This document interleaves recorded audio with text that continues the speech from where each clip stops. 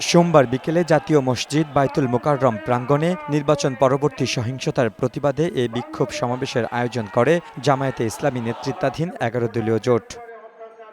এতে অংশ নিয়ে জামায়াতসহ শরিক দলের নেতারা নানা অভিযোগ করেন। নির্বাচনের পরে দেশব্যাপী জোটের নেতাকর্মীদের উপর হামলা হচ্ছে বলে অভিযোগ করেন তারা। ২০১৮ সালে ধানের শীষে ভোট দেওয়ার জন্য যেভাবে করে গণধর্ষণ হয়েছিল, ২০২৬ সালে এসে ধানের শীষে ভোট না দেওয়ার কারণে গণধর্ষণ আমরা দেখতে পেয়েছি।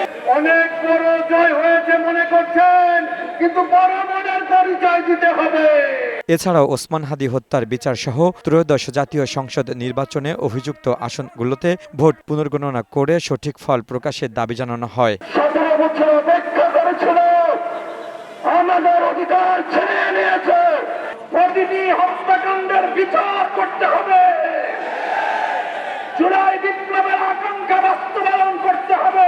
এ সময় জুলাই সনদের ভিত্তিতে রাষ্ট্র কাঠামো গঠন করা না হলে পুনরায় জুলাই সংগঠিত হবে বলেও হুঁশিয়ারি দেন তারা। জুলাই সনদের ভিত্তিতে নতুন বাংলাদেশে বিদ্যমান রাষ্ট্র সংস্কার করে নতুন রাষ্ট্রের কাঠামো তৈরি করা না হয়, আরেকটি জুলাইয়ের তৈরি হবে কিন্তু বলে যায়। এ সময় ১১ দলীয় ঐক্যজোট জাতীয় সংসদে শক্তিশালী বিরোধী দলের ভূমিকায় থাকবে বলেও সমাবেশ থেকে ঘোষণা দেওয়া হয়। লিওন মীর, বৈশাখী সংবাদ, ঢাকা।